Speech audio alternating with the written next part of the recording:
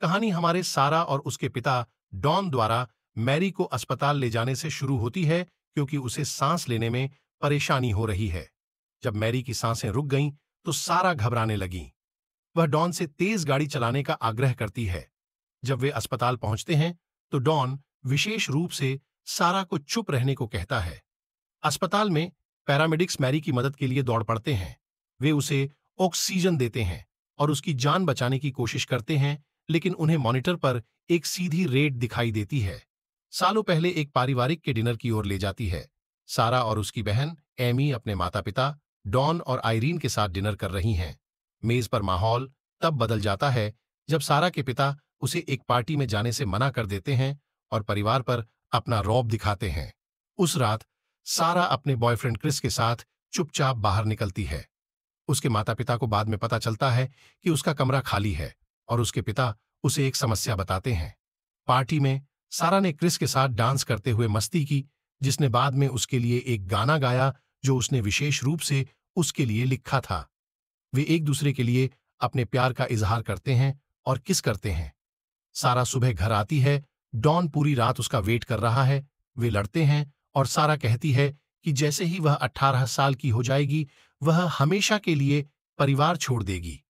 सारा अपनी मां और बहन से खुद को सहारा देने के लिए काम करते हुए देश भर में यात्रा करने की अपनी योजना के बारे में बात करती है।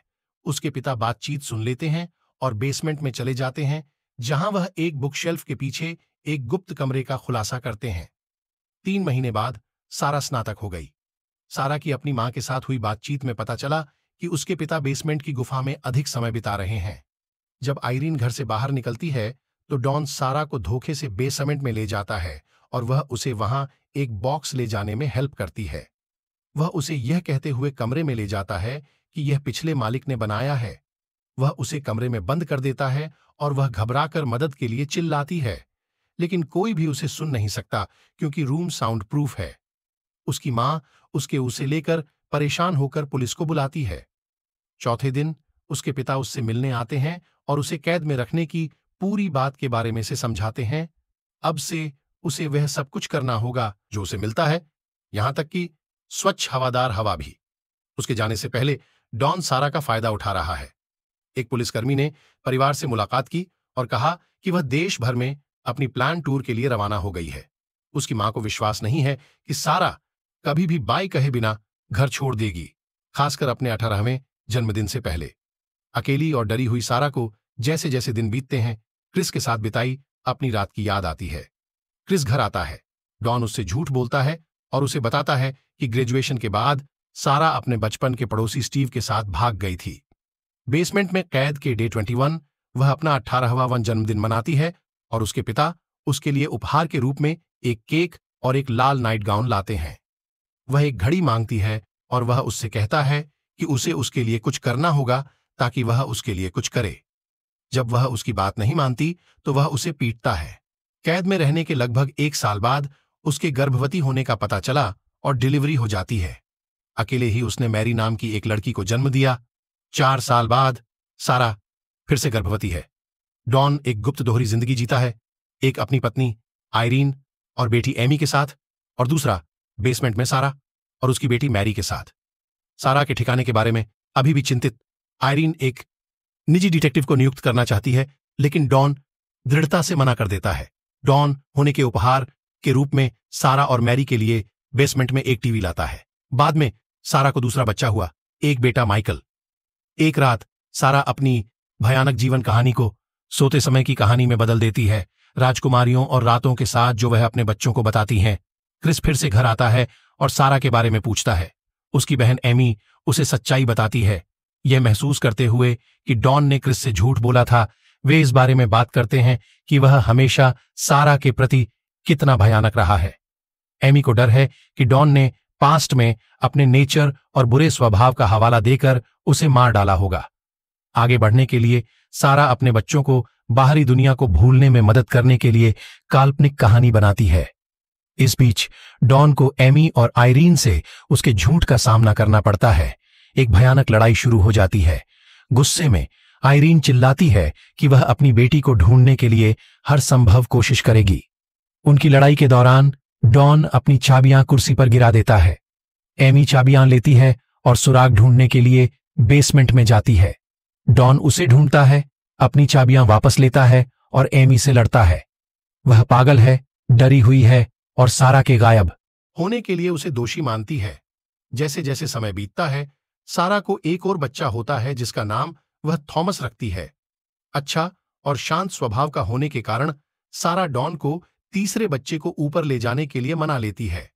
वह उसे यह समझाकर मना लेती है कि बेसमेंट में दूसरे बच्चे के लिए कोई जगह नहीं है और उसके पास उसकी देखभाल करने का समय नहीं है। बच्चे को आयरीन द्वारा ढूंढने के लिए घर के बरामदे पर छोड़ दिया गया है। बेबी बास्केट में एक हार्दिक नोट सारा द्वारा लिखा हुआ प्रतीत होता है।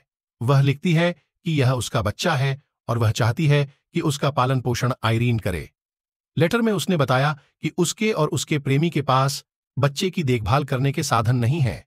एक टोकरी में सारा का एक और नोट भी है जिसमें वह मदद की गुहार लगा रही है। दुर्भाग्य से डॉन को ही इसका पता चलता है और वह उस पर दोबारा हमला करता है। साल बीतते जाते हैं। कैद में बच्चे अपनी मां की सोने के समय की कहानी का विस्तार करते हुए एक एबनॉर्मल कल्पना विकसित करते हैं। अब तक सारा 14 ईयर्स से बेसमेंट में है। मैरी एक खूबसूरत युवा लड़की बन गई है जो एक रात मेकअप आजमाती है। जब डॉन उसकी सुंदरता में रुचि दिखाता है तो सारा डॉन से उसकी बेटी को अकेला छोड़ने की रिक्वेस्ट करती है। वह नहीं चाहती कि उसके साथ मारपीट हो। बदले में डॉन एयर फिल्टर की बिजली बंद कर देता है। हाँफते हुए मैरी कभी किसी से न मिलने और कोई दोस्त न होने को लेकर अपनी चिंता बताती है। पूरी बातचीत के दौरान हमें एहसास हुआ कि मैरी को इस बात का कोई अंदाजा नहीं है कि डॉन उसके दादा और पिता दोनों हैं। अब बड़ा हुआ थॉमस अपनी दादी को अपनी मां के कमरे में रोता हुआ मिलता है। आयरीन को अपनी बेटी की याद आती है और वह थॉमस से बात करती है कि सारा कितनी शानदार है। उसी वक्त बेसमेंट में छत से बारिश की बूंदें गिरने लगती हैं। सारा एक नम छत का पता लगाने के लिए ऊपर चढ़ती है।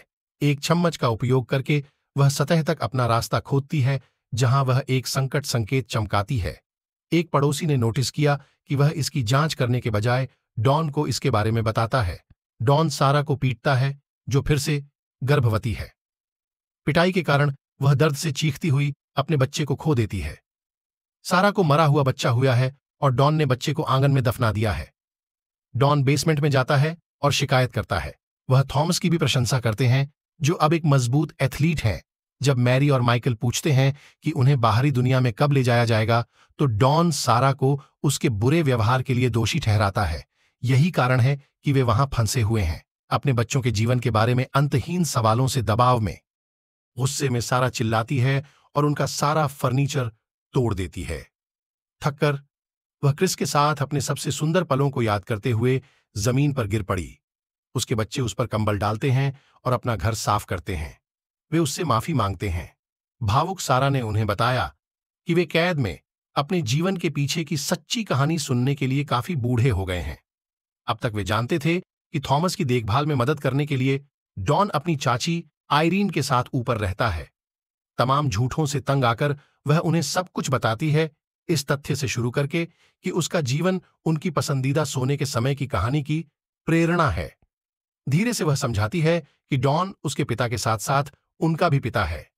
जिस क्षण मरे को सच्चाई का पता चलता है उसे अस्थमा का गंभीर अटैक आता है। बच्चों को अब लगता है कि उनके साथ कुछ गलत हुआ है। सारा ने उन्हें आश्वस्त करते हुए कहा कि वह उनसे प्यार करती है और सिर्फ डॉन ही दोषी है। एक साल बाद डॉन और माइकल के बीच एक और घटना घटती है जब डॉन सारा और उसकी शक्ल का अपमान करता है। बेसमेंट के लिए भोजन की राशनिंग की जा रही है क्योंकि डॉन को काम में परेशानी हो रही है। जल्द ही वह अपनी नौकरी खो देता है।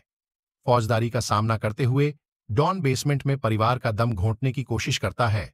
वह कार के धुएं को एयर वेंट से जोड़ता है। गैरेज में थॉमस उसे रोकता है जो अनजाने में उनकी जान बचाता है।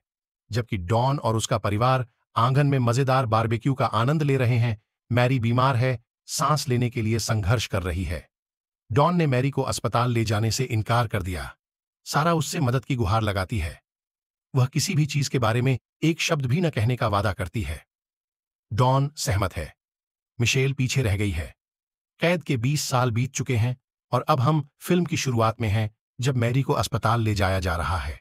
सारा मैरी के जीवन को लेकर बेहद चिंतित है और जब डॉक्टर उसकी जान बचाते हैं तो उसे वास्तव में राहत महसूस होती है। जब नर्स अधिक चिकित्सीय इतिहास के बारे में पूछती है तो उसे बताया जाता है कि मैरी घर पर ही पड़ी है और उसका इलाज नेचुरल तरीके से किया गया है। सारा बाहर निकलने का रास्ता तलाशते हुए धीरे धीरे अस्पताल जाती है, लेकिन वह थकी हुई और खोई हुई दिखती है। भागने की कोशिश में सारा ने मेडिकल फॉर्म पर पानी गिरा दिया और डॉन से अलग हो गई। डॉन के पास पहुंचने से कुछ सेकंड पहले सारा नर्स के पास पहुंचती है और स्वीकार करती है कि उसे मदद की जरूरत है। एक पुलिस अधिकारी डॉन से बात करने जाता है। पुलिस ने उसे गिरफ्तार कर लिया। सारा ने मैरी को इसकी घोषणा की। वे सुरक्षित और स्वतंत्र हैं। घर पुलिस से भरा हुआ है जो माइकल को भी मुक्त कराता है।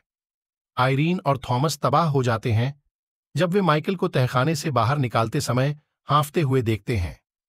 डॉन पुलिस वाहन के पीछे से सब कुछ देखता है। बाद में गर्मी के दिनों में मैरी, थॉमस और माइकल ग्रामीण इलाकों में खेलते हैं, जबकि सारा, आयरीन और एमी घर के बरामदे से उन पर नजर रखते हैं। मैरी ने देखा कि कोई सड़क से आ रहा है। यह क्रिस है। वह अपनी मोटरसाइकिल पर आता है। सारा के साथ वे घूमने जाते हैं। उसे ढूंढने के लिए अधिक प्रयास न करने और उसके पिता की बीएस कहानी पर विश्वास करने के लिए खेद है। वह उसे एक उपहार देता है, एक गुलाबी मोटरसाइकिल हेलमेट जो उसने उसके लिए 18 साल की उम्र में खरीदा था जब वे यात्रा पर निकलने की योजना बना रहे थे।